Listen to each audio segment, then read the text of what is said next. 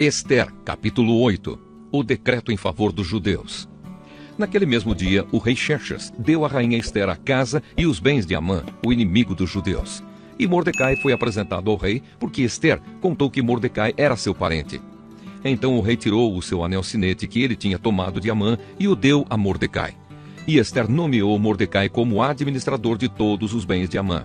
Depois Ester se jogou aos pés do rei e, chorando, pediu que anulasse a ordem de Amã, o descendente de Agag, e que não deixasse que o terrível plano de Amã contra os judeus fosse executado.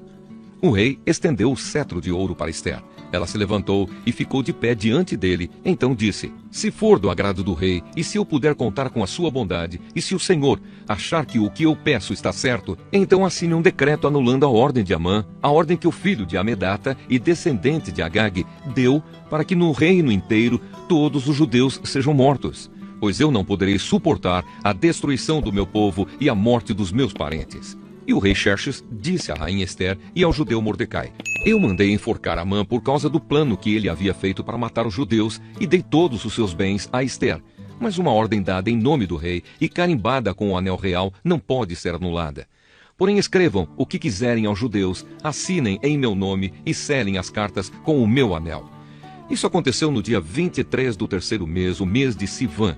Mordecai mandou chamar os secretários do rei e ditou um decreto aos judeus, aos representantes do rei, aos governadores das províncias e aos chefes dos vários povos em todas as províncias do reino, que eram 127 ao todo, e iam desde a Índia até a Etiópia. O decreto foi traduzido para todas as línguas faladas no reino, e cada tradução seguia a escrita usada em cada província. O decreto foi copiado também na língua e na escrita dos judeus. As cartas foram escritas em nome do rei, carimbadas com o anel real e levadas por mensageiros montados em cavalos, criados nas estrebarias do rei. Nas cartas, o rei dava autorização aos judeus de todas as cidades do reino para se organizarem e se defenderem contra qualquer ataque. Se homens armados de qualquer povo ou qualquer província do reino atacassem os judeus, estes podiam combatê-los e matá-los. Podiam acabar com todos os seus inimigos, até mesmo as mulheres e as crianças, e ficar com os seus bens. Em todas as províncias, os judeus tinham ordem para fazer isso no dia marcado para a matança, isto é, o dia 13 do 12º mês, o mês de Adar. Uma cópia da ordem do rei devia ser publicada como lei e ser lida em público em todas as províncias, para que no dia marcado os judeus estivessem prontos para se vingar dos seus inimigos. O rei deu a ordem, os mensageiros montaram cavalos ligeiros da estrebaria real e saíram depressa. O decreto foi lido em público também em Suzã, a capital.